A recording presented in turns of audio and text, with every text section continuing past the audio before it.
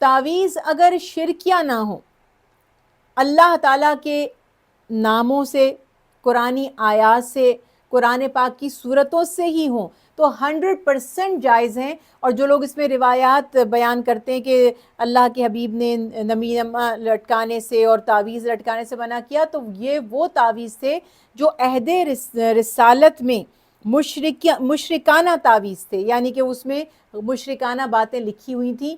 قرآنی آیات کا پڑھنا، قرآنی آیات کا سننا، ان کا دیکھنا، ان کو اپنے پاس رکھنا ہر صورت میں جائز ہے، اور اس کو اس حدیث سے ریلیٹ کر کے تعویذ گنڈے کرنے والی روایت میں اس کو شامل نہیں کیا جا سکتا۔ اس زمانے میں لوگ ہڈیاں لٹکاتے تھے یا توہم پرستی کی وجہ سے کچھ ایسی چیزیں کیا کرتے تھے جس کو منع کیا گیا تھا۔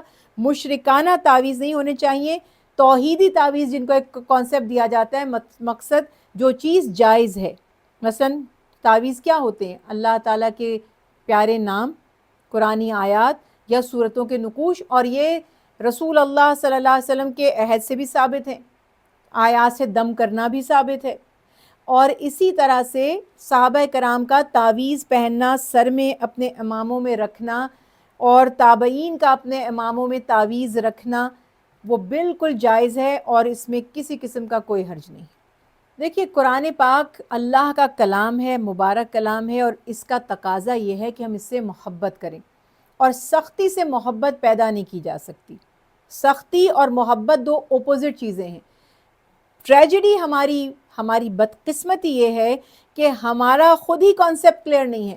جو قرآن کے قاری ہیں، جو پڑھانے والے ہیں، انہی کو یہ معلوم نہیں ہے کہ یہ قرآن سختی سے پڑھانے والا کلام نہیں تھا۔ لا اکراہ فی الدین، اس کی ایک تفسیر یہ بھی کی جاتی ہے کہ جبر مت کرو دین کے معاملے میں۔ جبر کر کے آپ کسی کو جھکا تو سکتے ہیں، اس کے دل کو اپنی طرف مائل نہیں کر سکتے۔ وہ مجبوراً تو کوئی کام کر لے گا، لیکن دل کی رغبت اور شوق سے نہیں کرے گا۔ تو بچوں کو قرآن سے جوڑیں، اور جو حدیث رسول اللہ صلی اللہ علیہ وسلم ہے کہ 3 چیزیں اپنے بچوں کو سکھاؤ: اللہ کی محبت، اس کے حبیب کی محبت، اور تلاوت قرآن پاک۔ سب سے پہلی جو چیز ہم نے اپنے بچوں کو سکھانی ہے، اللہ، اس کے نبی کی محبت، اور اللہ اور نبی کی محبت سے ریلیٹڈ ہے یہ کلام پاک۔ بچے کو بتائیں کہ یہ اللہ کا کلام ہے، اس کے محبوب پر نازل ہوا ہے، اس میں تمہارے لیے خیر ہے، برکتیں ہیں، اس کو اس کی اہمیت بتائیں، اور کوشش کریں کہ اس سے قرآن سے محبت ہو جائے۔ آپ مار پیٹ کر، سختی کر کے، زنجیروں میں باندھ کر، ڈانٹ ڈپٹ کر اگر قرآن پڑھانے کی کوشش کریں گے، کبھی بچے کو قرآن سے انسیت اور محبت نہیں ہوگی۔ جب تک وہ آپ کے بس میں ہے، آپ کے کنٹرول میں ہے، بے بس ہے، تب تک تو وہ قرآن پڑھے گا، اور جہاں وہ آپ کے کنٹرول سے نکلے گا تو بھاگ جائے گا، دور ہو جائے گا قرآن سے۔ تو خدا را محبت پیدا کریں قرآن کی دلوں میں، اور یہ محبت، سختی بھی ایک حد کی ہوتی ہے۔ سختی کا مطلب یہ ہوتا ہے کہ ٹو میک شیور کہ آپ اس سے عمل کروا لیں گے، مگر سختی کا مطلب مار پیٹ کرنا، جبر کرنا نہیں ہے۔ آپ فرم ہو اور اس کو صرف اس کی اہمیت بتائیں۔ جب آپ نے صحیح طرح قرآن کی اہمیت اس بچے کو بتا دی، انشاءاللہ وہ خود ہی تلاوت قرآن پاک کرے گا۔ تھوڑا تھوڑا آسان کر کے اسباق کی صورت میں پڑھایا جائے، بچوں پہ بہت زیادہ بوجھ نہ ڈالا جائے، اتنا زیادہ سبق نہ دیا جائے کہ وہ قرآن پاک سے گھبرا جائیں، متنفر ہو جائیں۔ اور یہ الفاظ جو میں آپ سے کہہ رہی ہوں، یہ رسول اللہ صلی اللہ علیہ وسلم کی تعلیمات کی روشنی میں بات کر رہی ہوں کہ اللہ کے حبیب جب کسی کو قاضی یا گورنر بنا کر بھیجتے تھے تو فرماتے تھے دین کو آسان کر کے بتانا، لوگوں کو دین سے متنفر نہ کر دینا، لوگوں کو باغی نہ بنا دینا۔ تو دین آسانی کا نام ہے، نرمی کا نام ہے۔ تو جب یہ نرمی قرآن پاک میں ہوگی تو سب سے پہلے تو استاد میں ہوگی۔ اب انفارچونیٹلی جو اس پہ ہم تحقیق کرتے ہیں، دیکھتے ہیں کہ جو قرآن کے قاری یا پڑھانے والے، اکثر، سب نہیں مگر اکثر ان میں سے ایسے ہیں جنہوں نے خود مارے کھا کر، زنجیروں میں ان کو باندھ دیا جاتا تھا، انہیں کھانا نہیں دیا جاتا تھا، ان کے ساتھ مار پیٹ کی جاتی تھی، ان کو اس طرح قرآن پڑھایا گیا۔ تو وہی میتھڈ انہیں پتہ ہے، جیسے ہمارے استاد ہمیں پڑھائیں گے ہم اسی میتھڈ کو فالو کریں گے، انٹل انلیس کہ ہمیں شعور آ جائے اور ہم سمجھیں کہ وہ طریقہ غلط تھا۔ تو یہ بڑی بد نصیبی ہے کہ اتنا تشدد کر کے بچوں کو قرآن پڑھایا جاتا ہے، پھر جب ایسے لوگ استاد بنتے ہیں، ایک انسان کی حیثیت سے بھی ان کی پرسنالٹی میں وہ وائلنس ہوتا ہے، اور جب وہ استاد بنتے ہیں تو پھر وہ بھی وہی کرتے ہیں اپنے شاگردوں کے ساتھ جو ان کے ساتھ کیا گیا تھا۔ اور کئی واقعات آپ سنتے اور دیکھتے رہتے ہیں۔ سبب یہی ہے کہ جو انوائرمنٹ ان کو دیا گیا، جو انوائرمنٹ ان کو مہیا کیا گیا، اسی سے ان کی تربیت ہوئی ہے اور وہی تربیت وہ نسل در نسل آگے پہنچا رہے ہیں۔ یہ ایک بڑا اہم سوال ہے کہ قرآن پاک کو تجوید کے ساتھ پڑھنا۔ قرآن پاک میں ہی اللہ سبحانہ وتعالیٰ نے فرمایا کہ قرآن کو ٹھہر ٹھہر کر پڑھیں، اور سنت مبارکہ سے بھی پتہ چلتا ہے کہ خوش الحانی سے سجا کر سوار کر خوبصورتی کے ساتھ قرآن پاک کو پڑھا جائے۔ یہ ریکمینڈڈ ہے، یہ اچھا ہے، اس میں بہت زیادہ ثواب ہے، اور اس سے آپ کا ایک جو آپ کی نیت ہے، آپ کی انٹینشن ہے، آپ کا جو قرآن پاک کے لیے جذبہ ہے وہ ظاہر ہو رہا ہے کہ آپ قرآن کو سوار کر خوبصورتی سے پڑھتے ہیں۔ مگر ایک ریالٹی کو ذہن میں رکھیے، تجوید کے ساتھ قرآن پاک پڑھنا، زیر زبر پیش کی پہچان ہونا، مخارج کی ادائیگی کا طریقہ معلوم ہونا، یہ کسی حد تک اہم ہے۔ تجوید اور مخارج کے جاننے کے لیے جو ہم ایفرٹ کرتے ہیں، یہ یاد رکھیے کہ عرب کے لوگوں کی زبان عربی ہے۔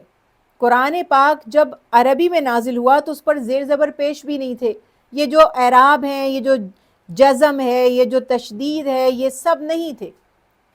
عربیوں کی زبان تھی، ان کو ان اعراب کی زیر زبر پیش کی کسی چیز کی ضرورت نہیں تھی، وہ اس کو بآسانی پڑھ سکتے تھے۔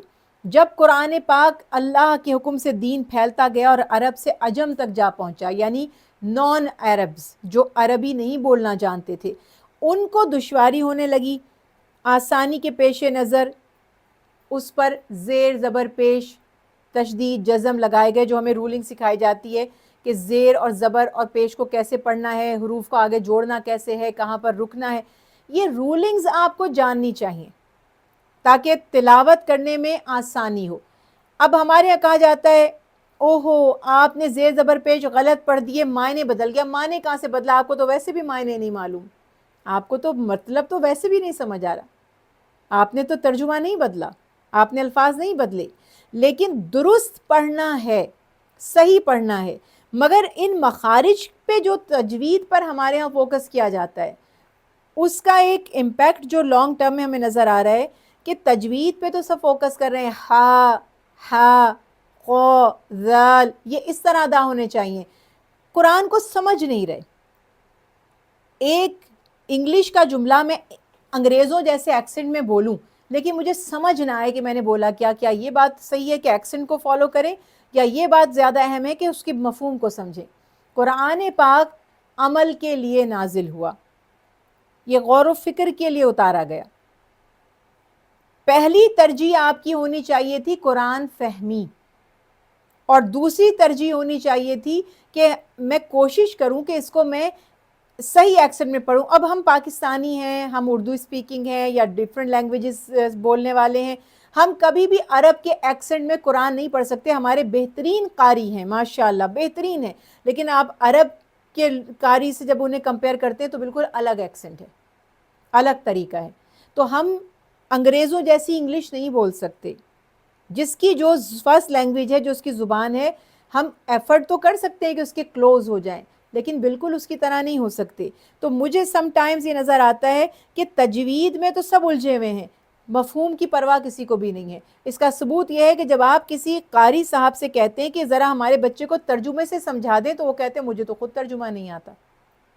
قرآن پاک انہوں نے حفظ بھی کر لیا، قرات بھی بہترین ہے، مگر ترجمہ نہیں ہے۔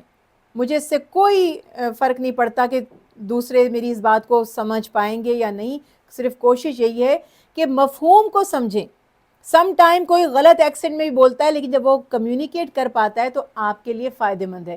اور اگر میں اچھے ایکسنٹ میں بولوں اور آپ کو میسیج ہی نہ پہنچے تو پھر میرے اس ایکسنٹ سے آپ کو کیا فائدہ حاصل ہوگا؟ تو پہلی ترجیح قرآن پر غور و فکر ہے جو اللہ کا حکم ہے، اور دوسری ترجیح ہونی چاہیے بہترین اور خوش الحانی کے ساتھ پڑھنا۔ عرب کو خوش الحانی سے پڑھنے کا حکم اس لیے دیا گیا تھا کہ سمجھتے تو وہ تھے ہی، کہا گیا خوبصورتی پر توجہ دو، ادائیگی پر توجہ دو۔ ہمارے لیے واجب ہے کہ ہم اس کے مفہوم کو سمجھیں، اس کے بعد اگر آپ کو وقت مل جائے، توفیق ہو جائے، اسباب مہیا ہو جائیں، تو پھر آپ اس کے تلفظ کو بھی عرب کے انداز میں پڑھنے کی کوشش کیجیے۔